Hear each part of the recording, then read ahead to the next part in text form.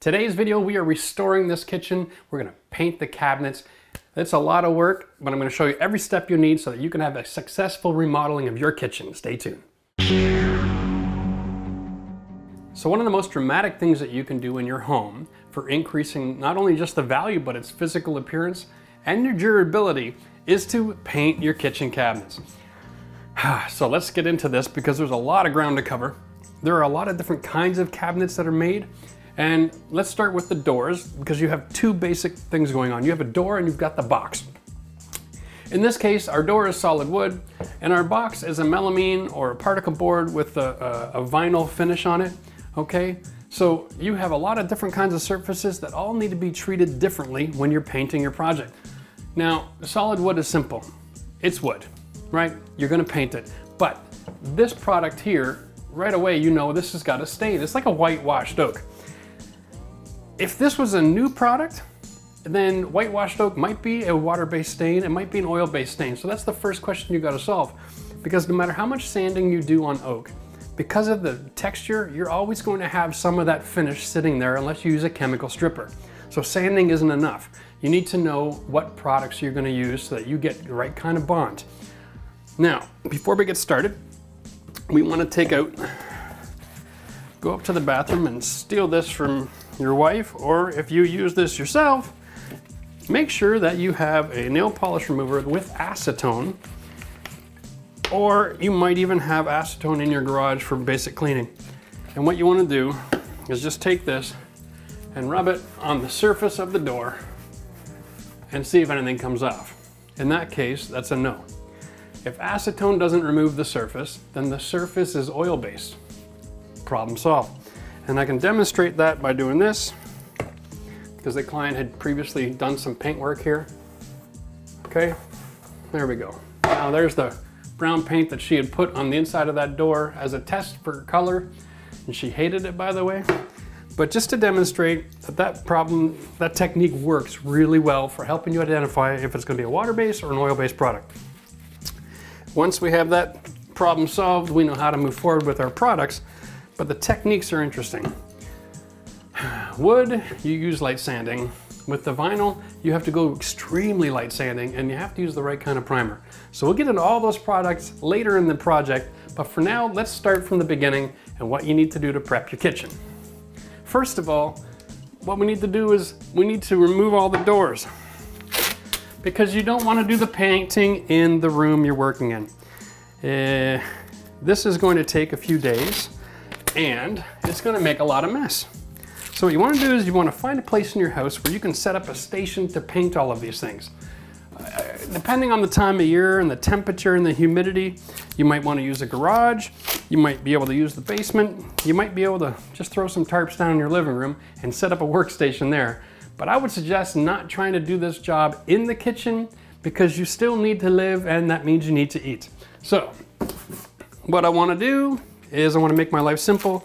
Because there are so many doors and drawers, I want to just get a piece of tape on everything in this kitchen and I want to mark down my numbers. I start in the top left, just like reading a book, left to right, and you number everything off so that everything goes back where it came from. That way, you don't have to readjust all your doors and drawers after you reinstall them because they're going to be able to be in the same condition as they're in now. Okay, so the beginning of the project is quite simple. Now we have all of our doors numbered. We have a workstation set up that we're gonna be doing all the work in. And we now have to remove all of these doors. Most of the hardware nowadays is really simple. It has a quick release tab in the back, okay? And you can just pop it off. Now, if that's not the case, you might have hardware where you've gotta put your Phillips bit on an adjustable screw here, and then you can slide it off and leave the hardware on the wall. Your worst case scenario, if that's not the case and it's a hinge that's screwed to the cabinet and then screwed to the door and it doesn't have a releasing mechanism, you may need to undo the screws that are attached to your door and then remove the door from the hardware entirely and leave all the hardware attached to the cabinet. That's fine.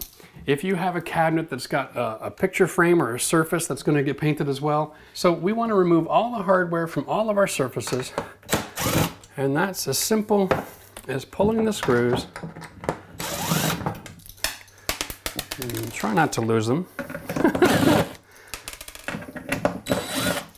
There we go. And you'll see that they just pop right out, okay? Now, just a quick note, if you have a kitchen cabinet that has an IKEA hinge on it, it has a locking cam mechanism that actually causes little rubber pieces in the back here to expand.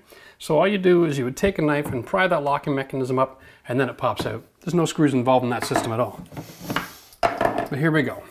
Now, these little plastic things here are actually really, really important. They're like a plug that's in the oak wood to receive the screw. So when we're refinishing these cabinets, we want to leave these plugs alone. Make sure you leave them in there because you don't want to have to come back later and take all that out. The only thing I would suggest is remove the little tabs that are on here that keep the door from being really noisy when you close it. And you want to remove your handle.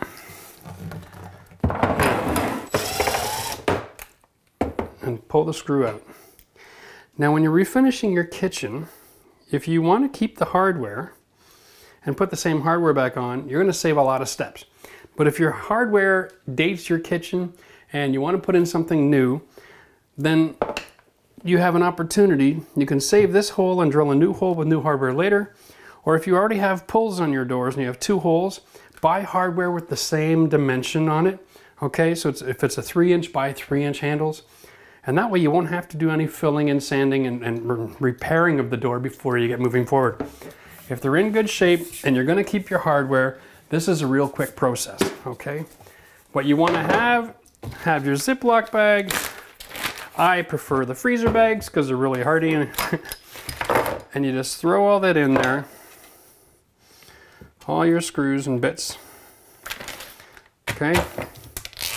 Close that up. Get out your marker and put on here number 6.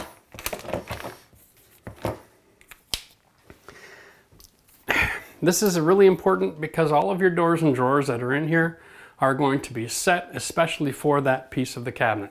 You don't have to come back and make all your adjustments all over again. Now, if your cabinets need to be adjusted, you can throw them all in the same bag and you can do all your adjusting when you're finished. But in this case, these doors are actually lined up pretty good. So I want to just kind of keep things simple. The only other thing you might want to do is take your marker and put a little mark on the hinge. And that'll mark whether it's the top or the bottom for you. There we go.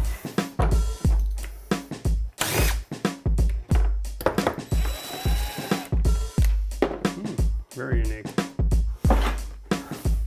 Just gonna get a lot of these out of the sight line. Okay. So you can see it doesn't take long to pull a kitchen apart if you got the quick release.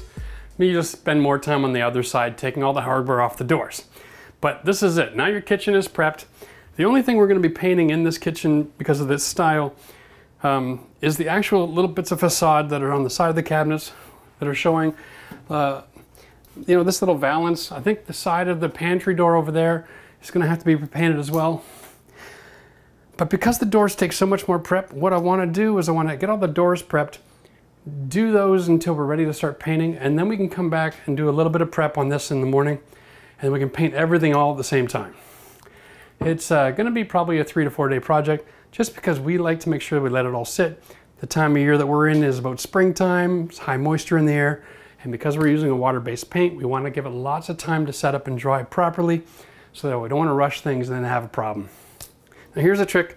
We have a microwave shelf, and this is just the veneer. So what I'm going to do is I'm actually going to remove this, and I'm going to go pick up a piece of solid pine and cut it to fit this space and paint it like the rest of the cabinetry. Because I know that even after this plastic vinyl here that's covering all the doors, after this stuff is painted, it's not durable, no matter what you do. We can give it a bit of texture, we can paint it nice, and it'll look pretty, but it's not very durable, so it's not good for a shelf. So what you want to do is you take your drill, and underneath, there's going to be 4 set screws usually. There we go. And these are cabinet screws, and they have a washer head on them. They're generally around 3/4 of the thickness of the 2 layers of material added together, and that's all they use to attach it. So you can replace those 4, and you can actually save them for later just by putting them back in with a quick little twist. Now that I have my microwave shelf, I'm not going to just pitch it in the garbage. I'm going to save this as a template so that I can use this to make my shelf replacement. Now, drawers are a little bit different because there's a drawer face and then there's a drawer. And we want to remove the face from the drawer itself. And in this case, it's 5 screws. And we're going to have to, well, that's a knife. All right, we're going to have to get some space in here. And we want to first take the handle off. Okay. Then we have 4 set screws that are holding the face to the drawer. We want to remove these screws only halfway. Well, would you look at that? These drawer faces are not just screwed on, they are stapled on as well. So unfortunately, if I try to take that door face off, I'm going to run the risk of damaging this drawer itself. The drawer is made of 1/2-inch particle board material. I'm not going to take the chance that I'm going to be able to remove that without destroying the drawer, and that causes a brand new kind of issue. So what I'm going to do for now is I'm going to treat all of these drawers, and they have to be site finished where they are. I'm just going to see which ones I want to leave in the kitchen and which ones I'm going to take out to the shop entirely. I think the homeowner is going to be able to appreciate having access to their silverware. Oh my. So what we're going to do is we're going to finish these drawer faces attached to their cabinet. When we come and take care of all of these other parts of the facade, we're going to take all the doors off site. These are actually a lot simpler to finish because they don't have all the detail. All right, so this is actually quite easy to sand with a palm sander. One of the reasons I want to take all of the door faces away and take it to my shop is because the contour in this panel, it takes a lot of work actually to take the stain and get the finish off of there and do it effectively. So that requires a little bit more precision than just throwing a palm sander on it, and I want to have it in a different environment. This is going to be simple. I can set up my palm sander on a vacuum, come in and give this a good scuff with the transition primer, and it'll perform just fine. But this is a lot more work, trying to make sure all these nooks and crannies here are filled in and sanded properly. So I'm just going to finish taking the rest of my doors off, get them loaded into my truck to take back to my workshop, and then we'll meet you back there to continue on with the process of how to prep these things up and get them all painted. So we're back at the shop now, and I'm going to go through all the steps that are necessary in order to take it from this to a beautiful piece of finished painted wood. Now, when you have to be careful of a couple things when you get started. One, these little door stops, you want to get these removed because you can see the unfinished wood underneath there. All right, so those, garbage. You can go to the store when we're all finished and we can buy a package of brand new stops, and we'll apply those when we install the doors at the very end of the project. But for now, here we are. Looks like we're ready to sand, except for one thing. We need to clean this first. Because it comes from a kitchen, depending on how old it is and what kind of condition your cabinets are in, you are going to have varying degrees of cleaning necessary here. But you don't want to start sanding until you've cleaned, because natural wood doors have got texture. And that texture, if you put a sand pad to it, it's going to start rubbing all of that grease into the grain. All right, you're going to trap it there, and then when you go to paint, you're going to be very disappointed with the results. So the type of cleaner that you want to use depends on the person and the condition of the situation, but generally, like a TSP, like a trisodium phosphate, they come in powder, you mix it yourself, or they also come in spray form. I just went down and I grabbed an all-purpose degreaser because I'm not looking for a chemical like a TSP where I've got to actually wash it off when I'm done. This is you just spray and wipe and walk away. They're in good shape. They aren't very greasy. There's no real surface dirt, not covered in tomato sauce. I'm not expecting a big issue. So we're just going to spray that on liberally, and we're just going to wipe it off with our blue shop towels. And what I'm looking for here is just a physical inspection of this rag when I'm done, and then I can find out how much dirt is on there. Now that's pretty darn clean. So as a result, I'm not going to spend all day long trying to wash my wood. I'm just going to take this wet rag, double check the sides. You're going to be surprised, majority of the dirt is going to be right around where the handle is from people's hands. All right, and on the back side here, that'll be where most of the dirt is. Once we've got this cleaned up, now we're ready to sand. So for sanding, there's a couple of products you're going to need. One is an orbital sander, and you can get these where they go in circles or vibrating. Okay, so either one will do the job. If you get a kind that just vibrates, you can actually buy these with a square or a triangular tip, and that can be real beneficial for getting into the corners. But because we have a detailed door, we're going to need a sanding sponge as well. And the reason for that is we want to actually get that sponge, press it into the detail, and then sand out the detail. Okay, now here's the thing. We already tested this. We know it's an oil-based. Yes, you could get chemical strippers involved and you can go crazy. I don't think it's necessary. Technology today makes it so that it's not necessary to take this back all the way to the bare wood. What we want to do here is just transition it into a new product that we can finish and that's going to have the resistance and that wear and tear that we're looking for. So we're just looking to scuff this up so that we have a texture that'll receive our transition primer. Once we have that texture, we can move forward instead of having to go back to the chemical strippers. If you're going to use an orbital sander, of course we have to take precaution. There's a lot of fine dust being kicked out by that. So you wear your mask, okay? If you're dealing with really old cabinets, or if you're adding new products that are solvent based, buy this one, okay? This is good for all of those odors as well that are dangerous in the air. This is just a particulate mask. This will take care of the odor as well. We're not going to be using solvents, so I'm not worried about it. I'll just wear this version of the diaper. Woo! Like a glove. This sander has two adapters. One is a cartridge filter, and that can attach, and then you're just running the dust right into this box. The other adapter is here, and this is actually designed to be attached to your vacuum. So you can actually vacuum while you're sanding. For the purpose of what we're doing here today, I'm going to avoid turning that vacuum on because that just gets a little bit too loud. And we're not really making a whole lot of a mess. Yeah. For sanding the surfaces, orbital sander, I'm using a 150, 120 grit. That's plenty. You don't have to go any more coarse than that. The only trick here is you want to line up the holes, relatively speaking, because that's what the vacuum is going to be sucking all the dust through the holes and then through your filter. If you don't line them up, the dust is going to go everywhere.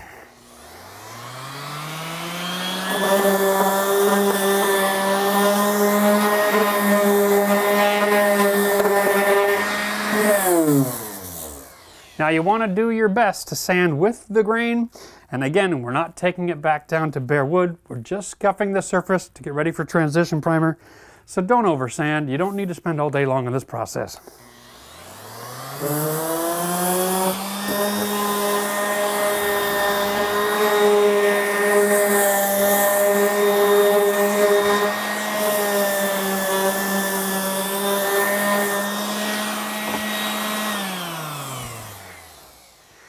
Make sure you do all your sides, and of course the entire back. Generally speaking, the back of the door doesn't get a lot of wear and tear, but it's that one time, if you don't sand this before you do your transition primer, it's that one time a plate or a ring from someone's hand is going to scratch across that. If you don't prep it properly, it's going to disappoint you, so take the time and do it right. Now just a word, this particular hardware has plastic caps that went inside a pre-drilled hole. I'm going to do my best not to damage those or remove them, because when I put the hardware back on, there's nothing there to be worried about. I'm actually only going to see the context around it.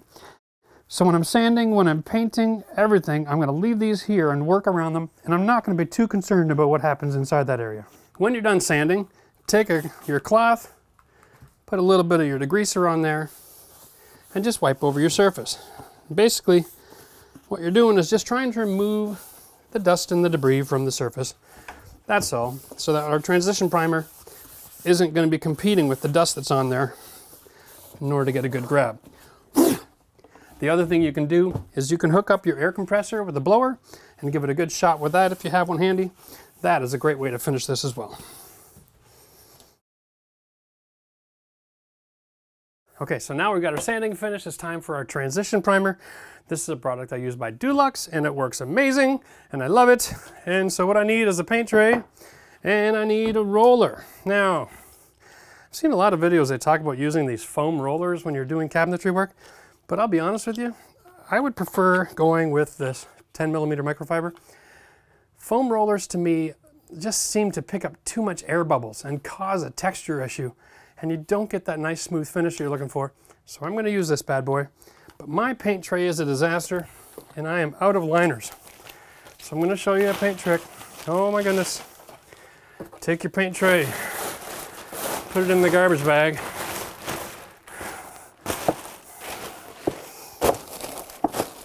Instant liner, okay?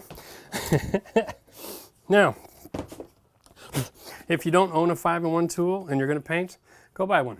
This cleans rollers, opens cans, helps to repair the drywall, puts dents so you can fill them up, and it is the easiest way to open up a can of paint. All right.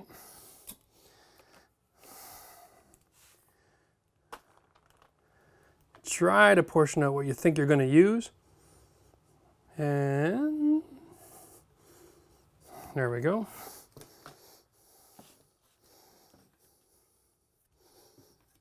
I know this is crazy.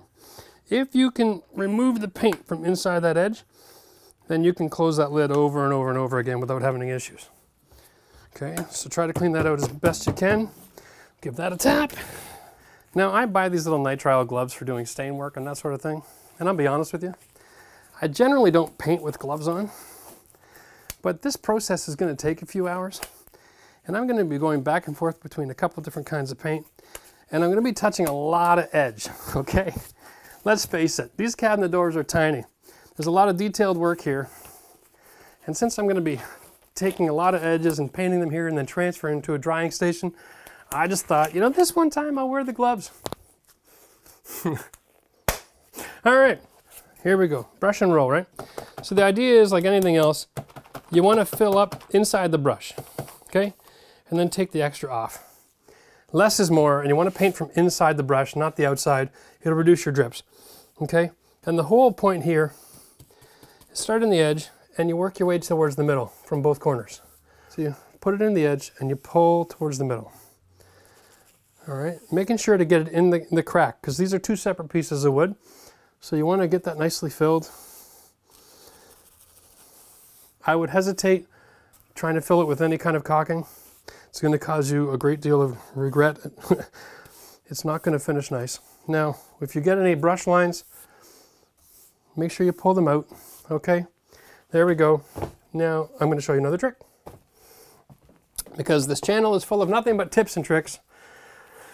This is my new favorite friend. I love this product. I've been using it for years. Anytime I'm doing a minor patch or stain kill or anything that I need a good solid primer, my favorite trick for this is actually an old set of stairs.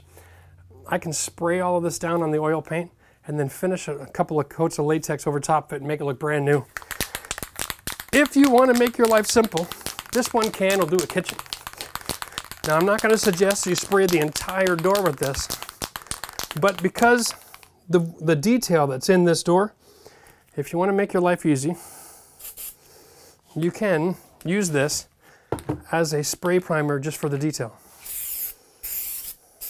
And this is a shellac-based paint, and it is like a spray paint, of course, so it will drip and it will run.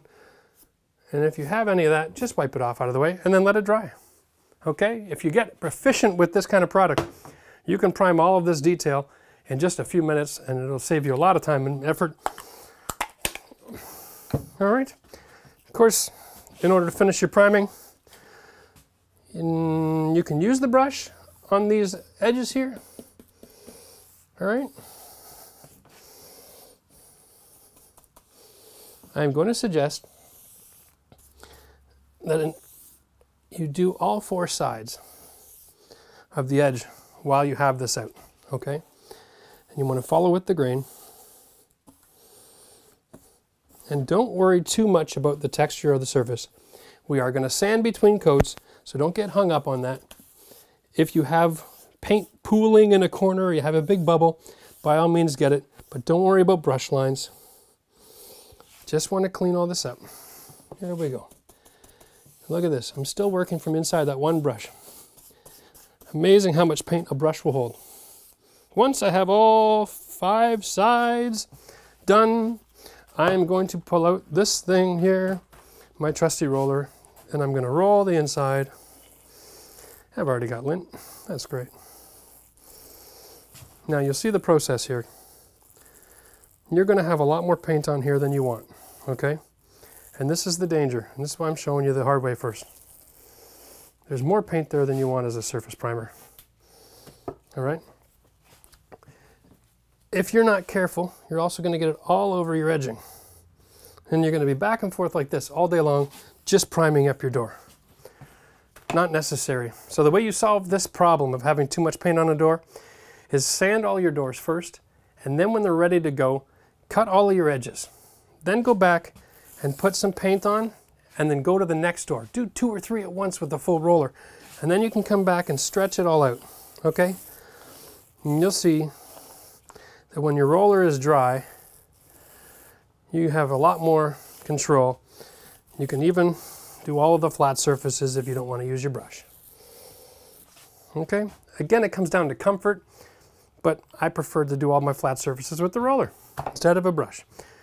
Now all we do is take this, set it to our drying area, and you can set this up anywhere you like. I think the best for me that I found is just get a couple of 2x4s, lay them on the ground in a corner, and stack all your doors across that.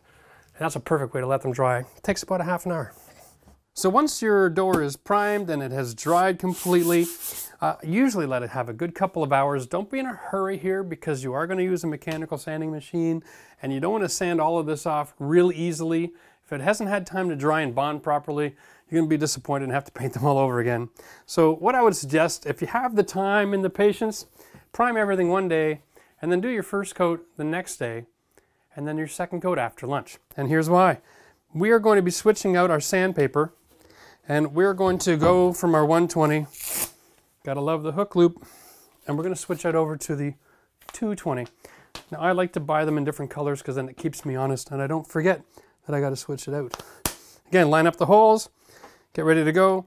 Once we're sanded, we're gonna be using the Dulux melamine paint. I've seen a couple of videos done with this kind of product and they're talking about using something that's not an eggshell, but it's not semi-gloss, somewhere in the middle. This product here, it's amazing. It's a melamine paint, so it gets you that nice smooth finish without the semi-gloss shine. It's also got additives in there, so it's really, really durable, and it'll really help your kitchen cabinets perform. So if you haven't seen this product used before, feel free to stop by the Dulux stores or PPG Paints and have them talk to you about the benefits of this. I love this stuff. I've worked on it before doing some custom work in kitchens, and really pleased with the results. Because we're sanding, I should put this back on my face. God help us all. Okay, here we are. Now, we've got our 220 pad, and again, this is really simple. We're just trying to take off any little bumps that are sitting in the paint so that we have a nice surface texture.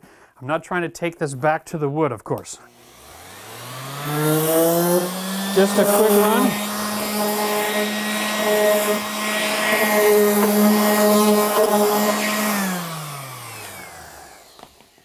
And that is it. The other option that you have, of course, and you'll see that even with just doing that, it exposed a couple of spots. The other option, of course, is just take a sanding block. You can get these medium or fine grit, or if you have a medium grit and that's old, keep these handy in case you ever get this project. And you can just pass it over the surface real quick. Okay. Whenever we're painting between coats, the goal here is not to create a texture that'll bond. It's not to do anything other than to take off ridges and bumps, okay? So same thing, get the corner right in that groove. Just to help guarantee you're defining that space. Okay? Anything that looks like it's a blemish, address it that. Here we go. Of course, when you're done, tack cloth or use a little air pressure. That'll do the job. Now, same process, okay? I would suggest you start fill your brush with paint on the inside, and then you're just gonna push it in the corner and then pull. All right?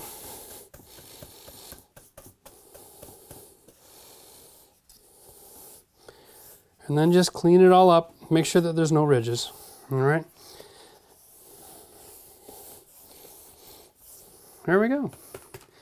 Now painting a cabinet door is actually relatively simple. It's just time consuming. And the secret is in not using too much paint. And the way we deal with that is I'm painting the trim area here, the detail, but then I'm taking the brush and I'm painting the outside of this picture framing as well while I'm at it. And the reason I'm doing that is because this gives me the ability to get rid of the excess paint that's stuck in that brush. So I'm not leaving it all in the ridges and I'm not causing drips. All right. So here's my process. I get it in the corner and pull, right?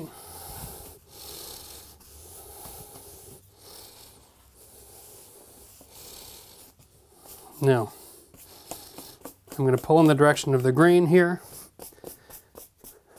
And I'm also going to paint the edge with the excess paint that's left on this surface here.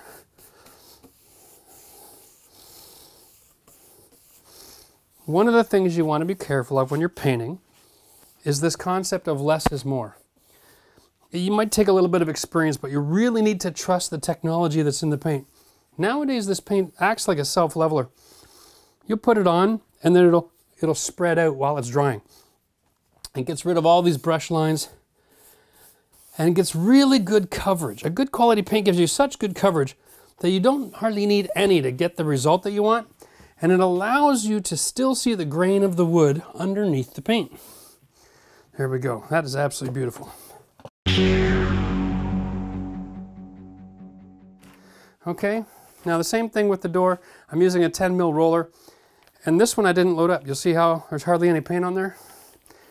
Same thing. I'm going to take the time to stretch this out for the purpose of our demonstration here. I don't want to run it up against the edges. Now you'll see, I don't know how well that shows on camera, but I hardly brought any paint over here at all. And I can just run this back and forth all day long. And before you know it, it's been stretched out and everything is completely covered. Look at that. Now, to duplicate the same texture on the sides, just run it over real quick so that you don't have a different texture left from the roller and the brush on your flat surfaces. Done. Now we want to, of course, do the sides as well. This is easy. Sometimes you just use the roller again all the way around. When it's dry, there'll be just enough paint left in that roller that you can do that. And then you want to let this sit for a few hours. I would suggest probably 5 or 6. Overnight again is better. The more patient you are, the better the result. Come back, take your sand block, give it a quick shot just in case there's any more dust in the area, and then give it one more coat. And that is all you need. Now, if you want, when you're all finished, you can go back with a lacquer finish. But like I said, if you're using a regular latex paint, you probably need some sort of a lacquer or a finish coat to protect the door. But if you're using a melamine paint from Dulux, you don't need that step. It'll save you a lot of time and aggravation. It also makes touching up your cabinets at a later date really, really simple because you can keep this stuff stored. And if you ever do have damage during your install, you can actually take the time to fix it and you don't have to worry about matching your lacquer as well as your paint. There we go. So the other type of process that you're going to see in your kitchen, most wooden kitchens are going to have fillers, valances, microwave shelves like this one here. And in most cases, or even the exposed side of a cabinet, most cases, the price point that kitchens are purchased at, you're not going to get these in solid wood and stained. A lot of the fillers and miscellaneous trim boards are all basically an MDF material with a vinyl skin. We'll call it plastic, okay? So you can't take a mechanical sander or a 220 and sand that down. It'll just eat a hole right through the thing and you're gonna run into trouble. So what you wanna do is take some steel wool. Now this is not the coarse stuff. This is actually for fine woodworking. 4-0 is actually used when you have a piece of wood that's covered in varathane, some sort of a finish like that, and you want to just polish it up. And you can just polish it up and get rid of all the dirt and bumps and make it shine. That's what this is for. And this is what we're going to use here. We're actually going to just rub it in circles. And the idea here is we're going to allow this steel wool to create our bonding texture for our primer. Because we can use a transition primer on this kind of material, just like we did on the wood. because it's designed to bond just about anything to anything. Now it's not going to look any different, it's not going to feel any different, but know that once you've done the steel wool application, you're going to have just enough texture there that you can take your paint and you can roll, okay? The fact that this is even rolling means there's texture on there. If there was no texture, it would just slide across like a big smear. But the fact that I can dry roll this means that that worked. Here we go. I got just enough texture, even dry rolling. That is brilliant. And again, what we're doing here is we're relying on the technology of the materials that we're using. We're not relying on the texture of the surface. This transition primer, once it gets a chance to bond properly and cure, and your finished coat of paint gets a chance to cure, you'll be able to put this microwave shelf back on and slide your microwave in place, and it's not going to cause any damage at all.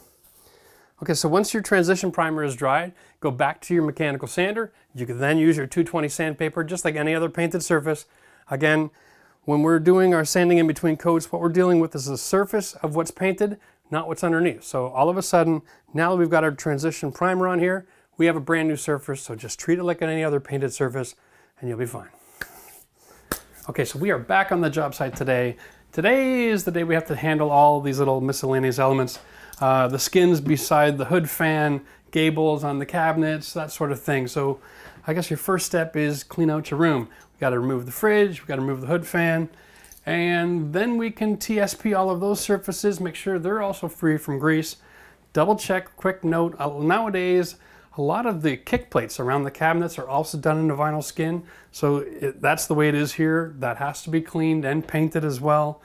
Don't miss that element. I know it's underneath the cabinet, but if you miss that today, a couple weeks from now, you'll be sitting down for dinner, look across the room and go, oh my God, look how ugly that is.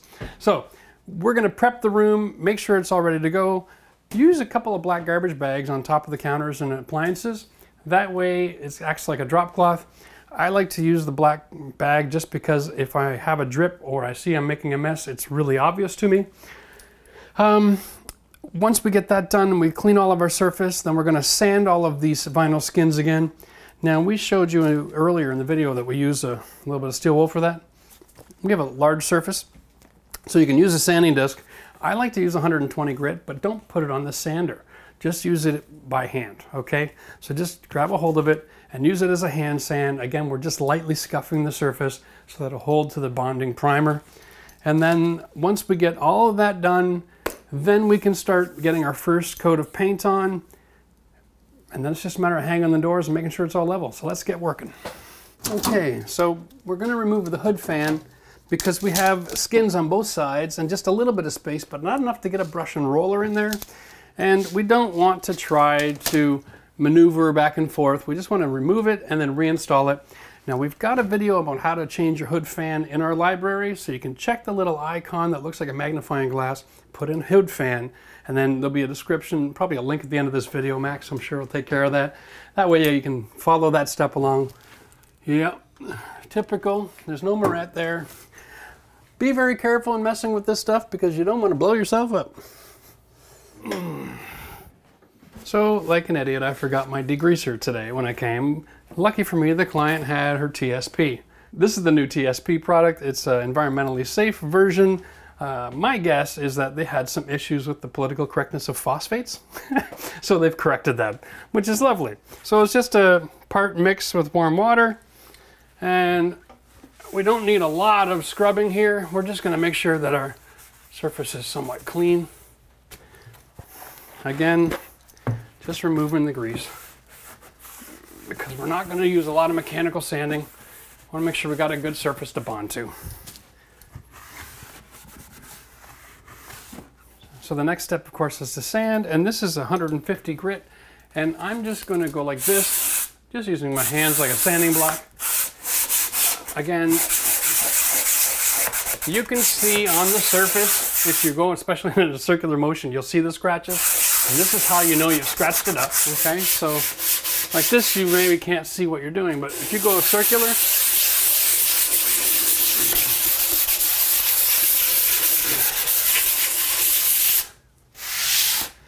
if you're going up against the wall, just fold your paper in half and put your hand in the way so it acts like a guide so you're not going to scratch the wall. Set that and go.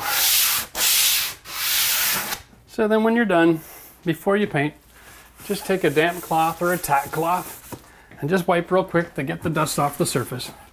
There's no sense painting that in because then that's just one more thing you're going to have to sand off later. So again, this is our transition primer. We're going to be cutting and rolling. Now cutting is just a fancy word for using a brush to draw a line without making a mess. So we're going to put the heel of the brush in on the angle brush and then push the tip. So go heel the tip. Then we're going to run a brush line down the side of that cabinet so that we don't make a mess on the wall. If you follow this technique, you won't have to use tape and seal everything off. And now if you want to, you could tape everything off, of course, but I prefer to brush by cutting in. I find I can paint just as fast as most people can tape off a room. I can have the whole room painted. So I've learned not to use tape when I paint, even on something like this. Now when you get to the front of this cabinet, we don't want to paint the surface, all right? And if you use the roller here, you're going to make a mess. So use your brush and cut that edge as well.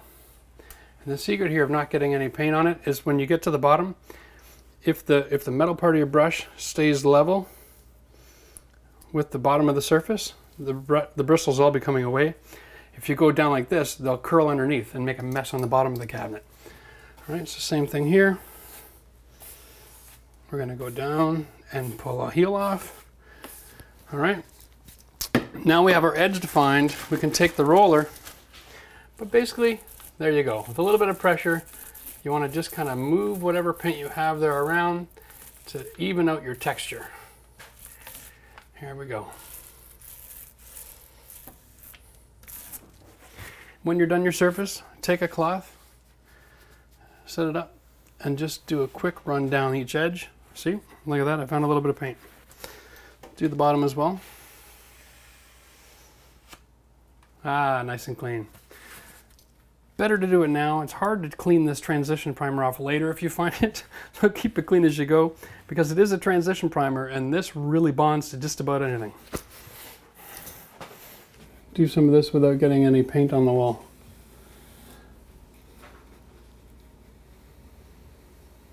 Again, when you're painting with the brush, you want to paint from the paint that's inside the brush, not on the outside. Make sure you force the paint inside the brush, and then you can draw a line with your brush.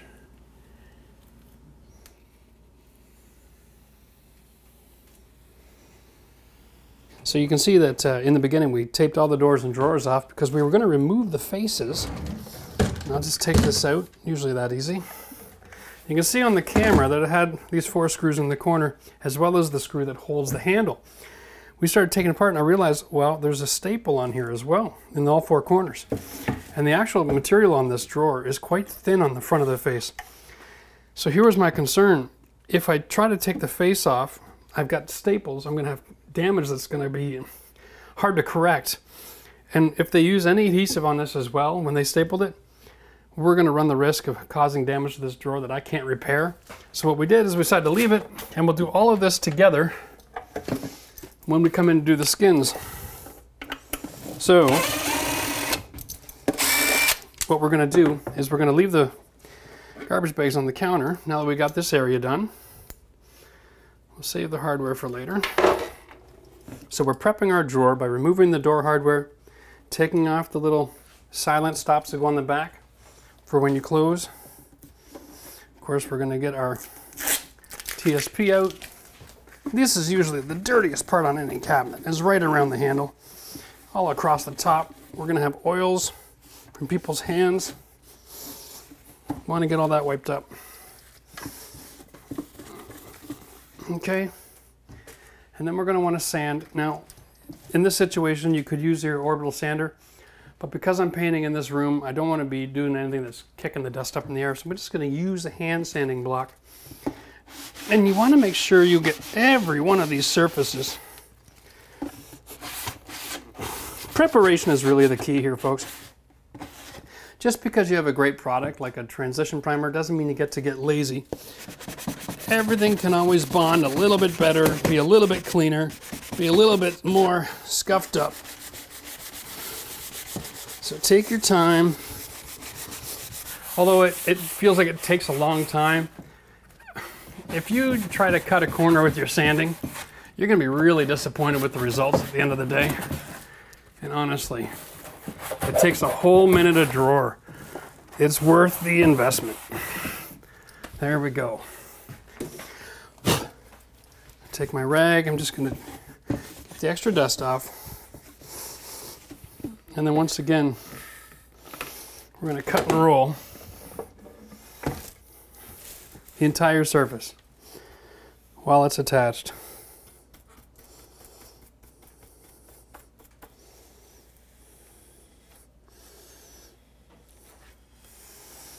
Really want to just get all these edges.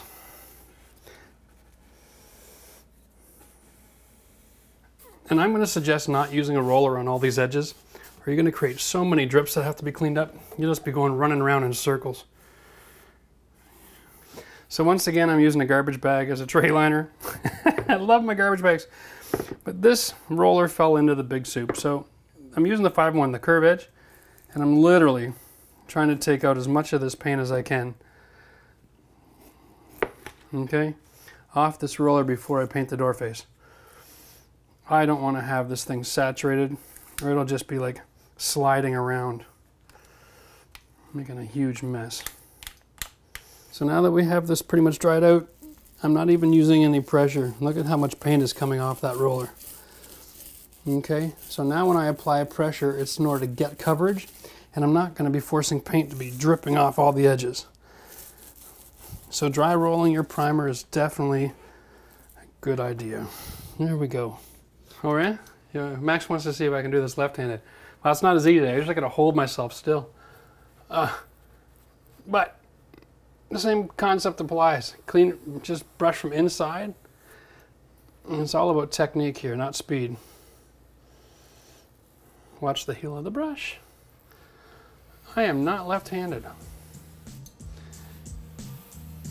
But if you follow the technique, it doesn't matter how good of a painter you are, the technique is solid. There we go.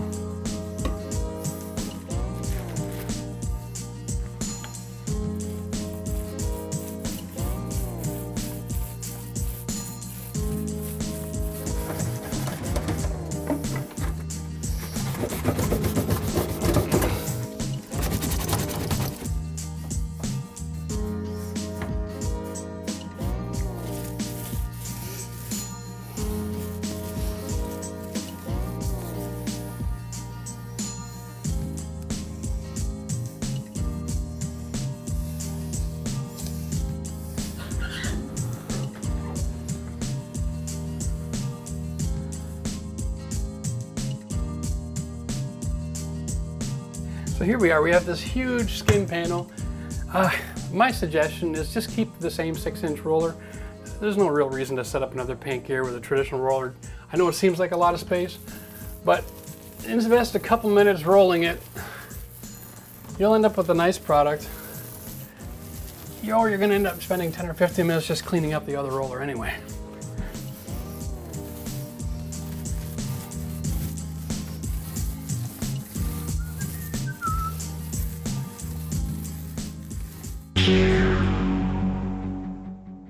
Okay, so all of our skins have got the primer on. It's all nice and dry, relatively speaking. It's been an hour, we just had lunch. So now I'm coming back with the sanding sponge, and I am not trying to scuff the surface. This particular product bonds amazing with the paint. What I am doing is just making sure that I don't have any large dust or dirt particles. And so I'm just doing a little bit of a circle here. The idea, just to make sure if there's any debris that's in my way, I can get rid of it. Ensure that I have a nice smooth surface to work with.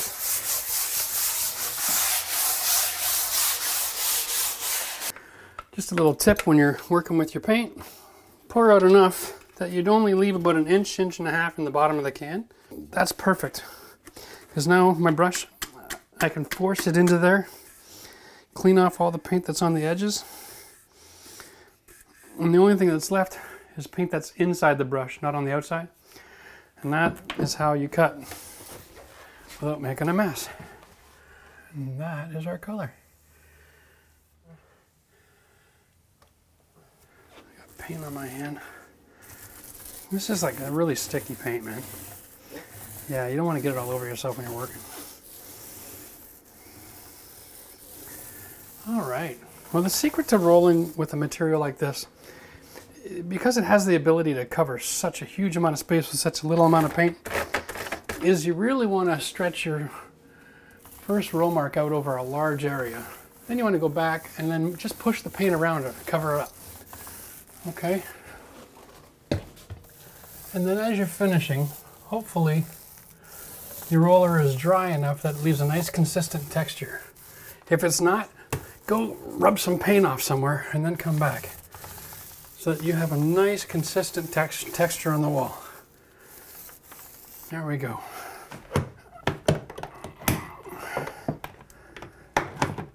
There we go. Okay, so the second coat I like to do once the doors are back in place. Of course, I've got the insides and the outsides all painted, but because I'm moving this to a new location, I have no guarantee of the condition of the door when it arrives, and I would rather get the last coat while it's hanging in place, just in case there's any damage that needs to be repaired from transportation. I can deal with all that at the same time. Besides, this really doesn't take that long to throw a coat of paint on a door. And everywhere where you work, you're going to have different lighting, different environment.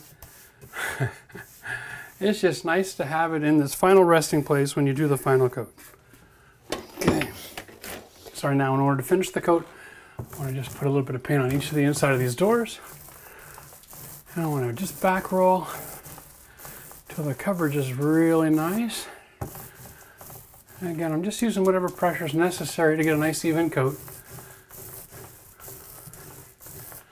And then I'm going to also put a little bit of texture on the doors where I rolled, or used the brush, sorry. There we go. Now, the only other thing that has to be done, of course, is putting the door hardware on. I'm going to wait till the next day to come back and do that because I don't want to risk damaging the surface while I'm messing around with the hardware. If you're using a color that doesn't look like it's going to cover very well, you can actually add the color into your primer. So you can tint your primer and then it gets the equivalent of 3 coats of coverage with your color so that you don't have any bleeding through. I didn't do that here because I'm using a relatively white color. And tinting white into a white primer isn't really effective. But if you're using something with a little bit more personality and you wanted to guarantee coverage, sometimes tinting the primer is a great way to go.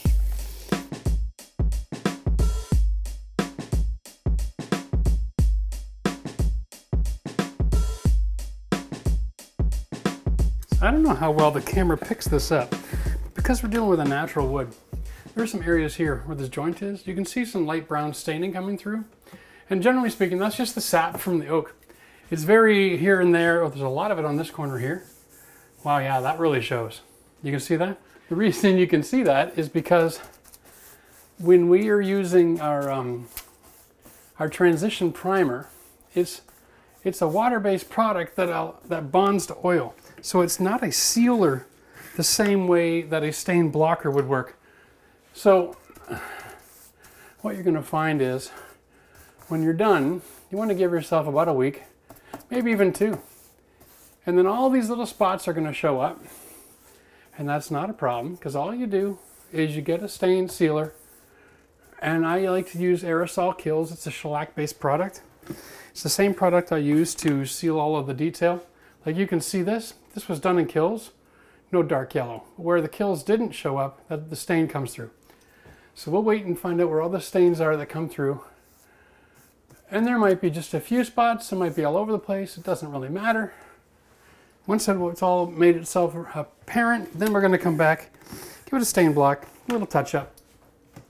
Something like this, because this product takes 30 days to cure, There's a possibility though, the next few weeks, there's going to be a couple of nicks and scratches. Don't get worked up over it. It takes a while for paint to cure. So this is the kind of process, make it look like it's done in a hurry. But unless you're going to let these doors sit for a month and you're going to add spraying a blocker everywhere, this is what you're in for. So don't be alarmed. And if you have this kind of work done in your house and you see that there's stains coming through, it's very normal with solid wood. So don't get worked up over it. Just call your company up who did the work, inform them that they're going to have to do a service call, book it a few weeks away so that all these different areas will show up, and then you'll get it all taken care of. And you can live happily ever after. Well, that's pretty much it. We're just finishing the last coat on the last couple of doors here. And we're going to be back in a couple of weeks. We'll tag this on the video. But we're going to come back and do the stain blocking. I know that's going to be an issue. I see some places already, even after 24 hours. There's bound to be a few more issues that'll poke up, heads up by then. So we'll just wait to deal with it all at the same time. And who knows? Maybe by then we might even have some other work to do. Okay, so it's been a couple of weeks since we put the cabinet doors in and got the paint job done. But since then, of course, the granite guys have come in. They've done a measuring and a reinstall of the countertops. Now these are beautiful quartz, and I'm here today because I need to reinstate all the plumbing. And we have a beautiful sunny day, which is the perfect time to do our touch-ups on our doors. When we did the install originally, it was a little overcast, kind of late winter, but now spring has sprung and I am able to see all the minor imperfections. Little places where the grain of the wood has absorbed the paint more than the texture next to it. So I can see, you probably can't even see it on the camera, but I can tell I need to hit something here. I needed one more coat, right? Because there are highs and lows in the grains. There is a different material in the wood that the paint will react and respond to differently. And you'll get different levels of absorption. And you want your finish coat to be very consistent. And so in this kind of light, you just pass back and forth and you can see all the areas where you just need a little bit of a shot. Now we're really pleased because we didn't have any rubbage. There's been no damage in using the kitchen. So obviously our primer and paint technique has been very effective. But this is just a little quality control. One extra step that, generally speaking, nobody in the industry ever takes time for. And that's making sure that on a beautiful, bright, sunny day, it looks just as nice as it did when it was all cloudy out and we were relying on the lights of the room. But it is amazing how different things are in natural light. Okay, so here we go. It'll probably take 15 or 20 minutes. We'll just run around the room, have a good look, make sure that all of my spots I'm happy with. Nice. And of course, I can only look at it from one direction here. Okay, we'll also inspect inside the cabinets, looking for any of that staining. Not seeing any issues here at the moment. I've already contacted the client and asked if they've seen any discoloration, and there hasn't been any problem. Well, there we have it. That's the whole system for repainting the existing kitchen. This allows you to get a brand new look without the expense of changing all the doors. Now the thing is it takes a little bit of blood, sweat, and tears. Material cost for this project was less than $100, all right? A little bit of primer, a gallon of paint, and of course, we put the new stickies on the back of the door, the new bumpers, so everything is nice and soft. I'm really pleased with the way this turned out. It took probably about 2 hours to level off all the doors again. That can be a bit of a trick, okay? So expect to have some time to be patient there. But other than that, the process is simple. Prep, prime, paint, paint, paint. Put on the hardware and you're good to go. Brand new kitchen. So if you like this kind of content, give us a thumbs up. We appreciate the interaction. Questions, I'm sure you're gonna have questions, put them all below. I will answer those questions every single day and we'll help you get through your project too. See you next time.